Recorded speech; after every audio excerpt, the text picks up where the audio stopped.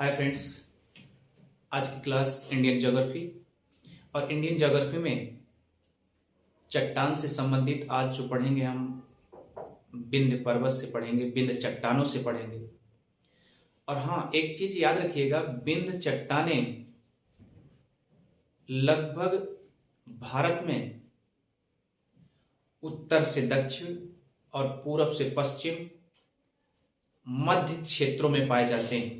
जैसा कि अभी आज विंध्य चट्टानें जहां से लिए गए हैं, कैसे कैसे उसका किला बनाया जाता है, कहां कहां का किला बना है। तो फ्रेंड्स आइए चलते हैं। ये आपका भारत का मैप है। ये भारत का मैप है।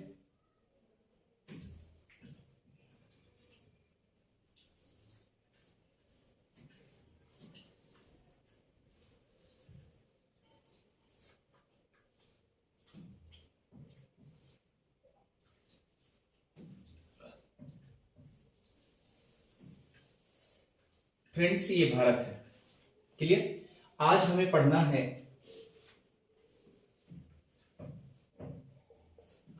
पुराड़ शैल,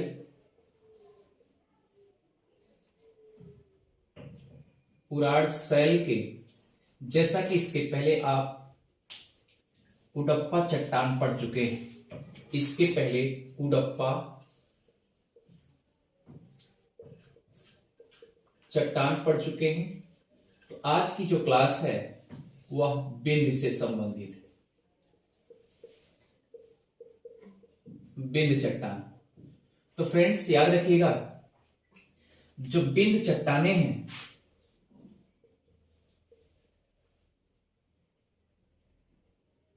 विंध्य चट्टान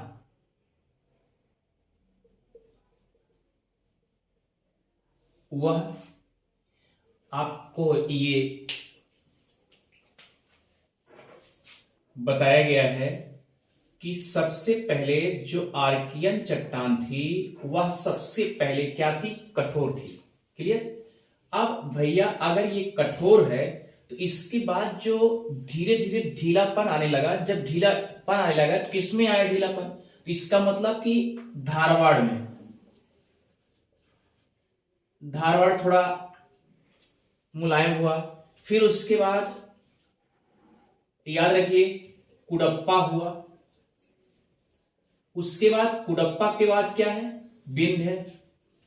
इसका मतलब ये है, इसका जब अपर्दन हुआ, किसका? अब आर्कियन चट्टान का, आर्कियन चट्टान का जब अपर्दन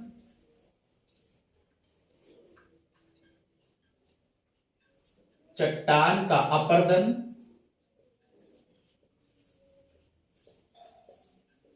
और अपक्षय हुआ। क्लियर।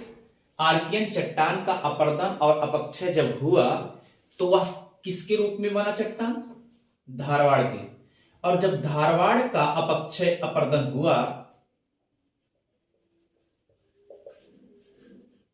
अपर्दन और अपक्षय हुआ, तो क्या बना? कुडप्पा बना। और कुडप्पा का जब अपर्दन अपक्षय हुआ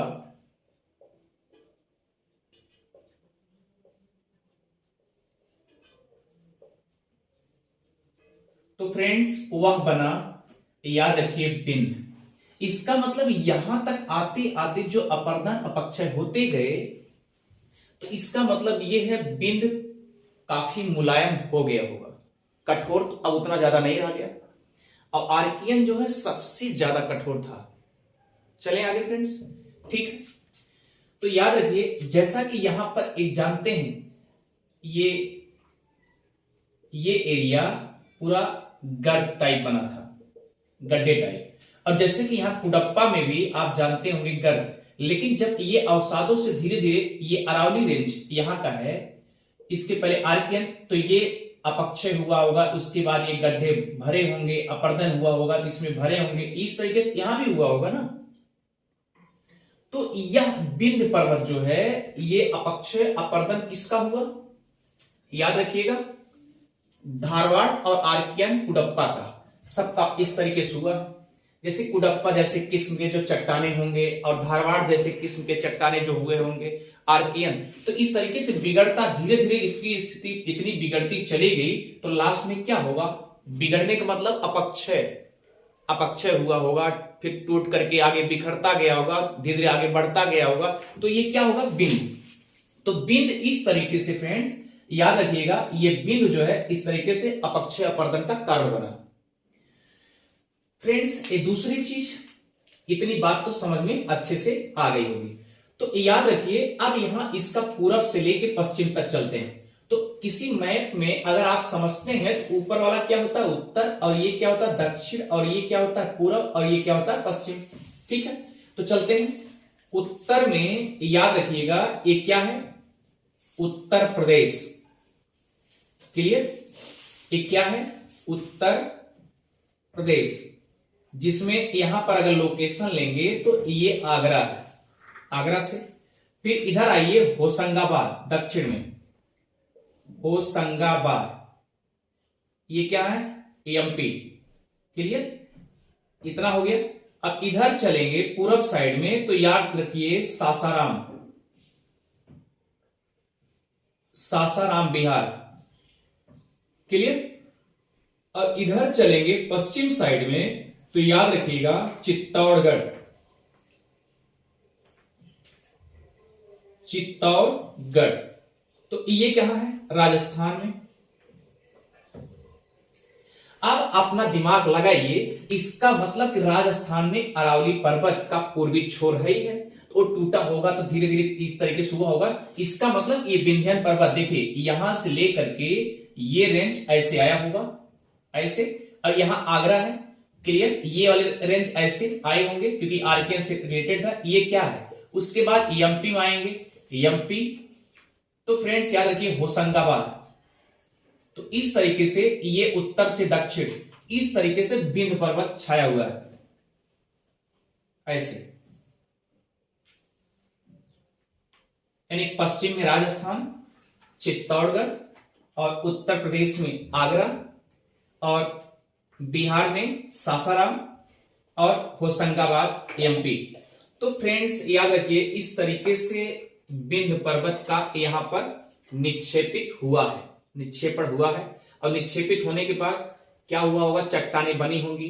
ठीक है, अगर इस तरीके चट्टानें बनी हैं तो इसको कैसे आगे क्लियर करते हैं, इधर देखिएगा, ये विंध्य चट्टानें जो हैं इसमें बलुआ पत्थर, बलुआ पत्थर और लाल किस्म के पत्थर, लाल किस्म के पत्थर, क्लियर, और क्या पाए जाते होंगे, संगमरमर, संगमरमर, और ध्यान दीजिएगा ये सब चट्टाने पाए जाते हैं। जैसा कि ये बिंद चट्टाने जो हैं इसमें इस तरीके से पत्थर पाए जाते हैं, संगमरमर पाया जाता है, बलुआ पत्थर पाया जाता है। और हां दूसरी क्वालिटी आप इतना समझिए, ये जो बिंद पर्वत बना हुआ है यहां पे बिंद पर्वत, क्योंकि देखिए ये बिंद पर्वत होगा, इसके ऊपर जाएंगे बिंद पठार होगा, फिर मालवा का पठार होगा, ये मालवा का पठार इस तरीके से ना, तो इसके नीचे क्या होगा, नर्मदा नदी, जिसे प्राचीन नाम रेवा भी कहा जाता है। तो यहां पर आप इतना समझिए कि यह जो बिंद पर्वत है इसमें जो बलुआ पत्थर पाया गया वह याद रखिए आगरा, आगरा के लाल किले में जो संगमरमर लगाए गए, संगमरमर लगाए गए वह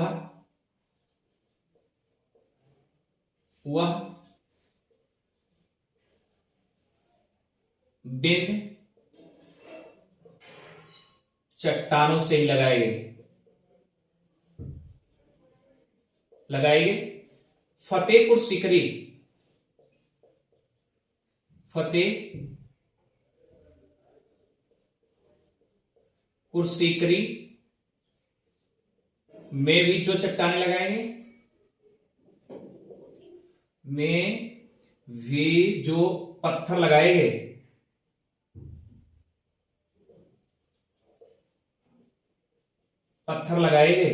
वह भी बिंद पर्वत या बिंद चट्टाने, बिंद चट्टानों का ही क्रम है। क्लियर। दिल्ली का लाल किला, दिल्ली का लाल किला,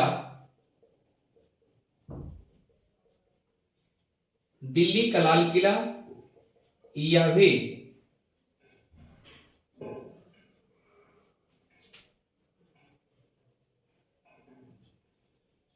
लाल किस्म का पत्थर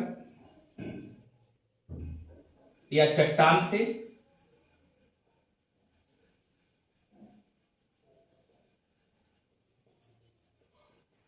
बनाया गया है।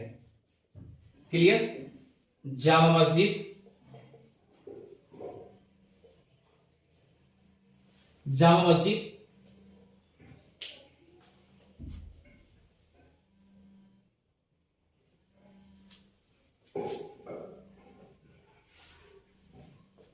फ्रेंड्स, जामा मस्जिद हो गया।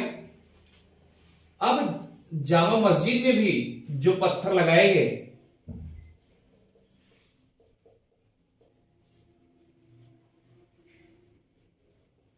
उसमें भी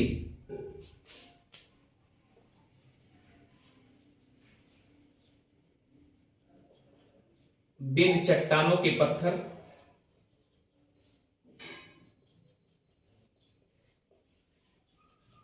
लगाए गए। यहां तक कि जो गोलकुंडा में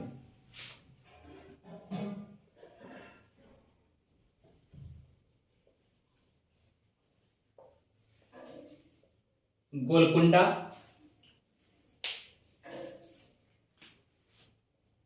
में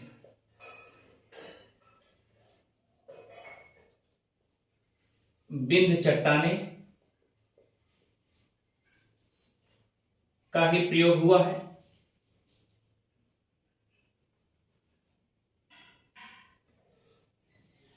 बिंद चट्टाने भी मिलती हैं। और याद रखिए, गोलकुंडा से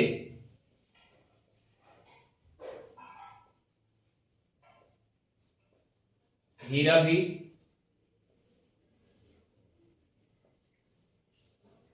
मिला है।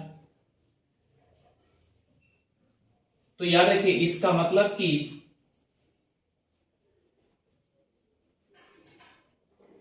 बिंद जो चट्टाने हैं उसमें भी हीरा जैसे जवाहरात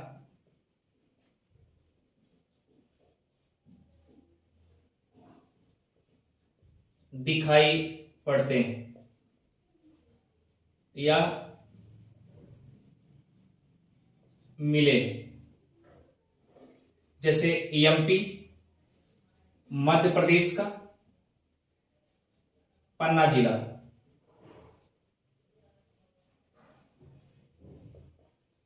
यहां भी हीरा का खदान किया गया है। और हां, पन्ना जिला में भी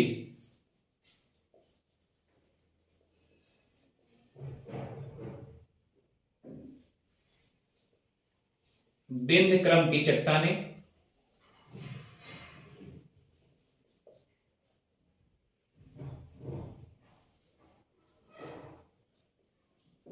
दिखाई पड़ती हैं।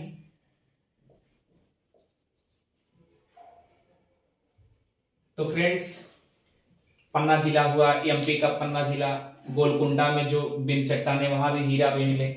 तो ये सब क्या है? इसका मतलब कि बिंद क्रम की चट्टानों में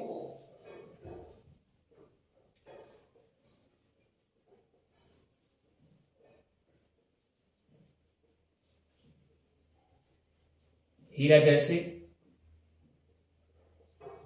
जवाहरात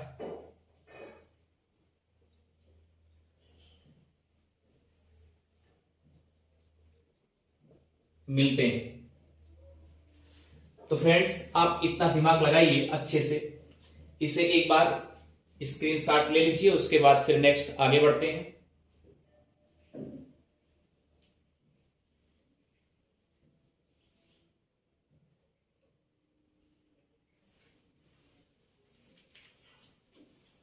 चलें फिर आगे बढ़े।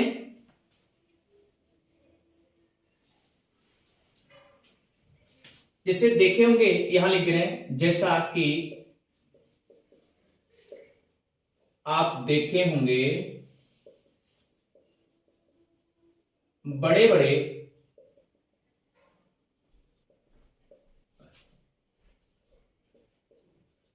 मूर्ति बनाए जाते हैं, उनमें भी लाल पत्थर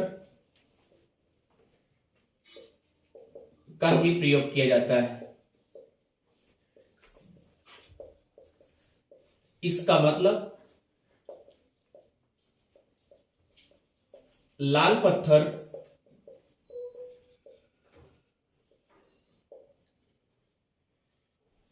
बिंद चट्टानों का ही अवशेष है।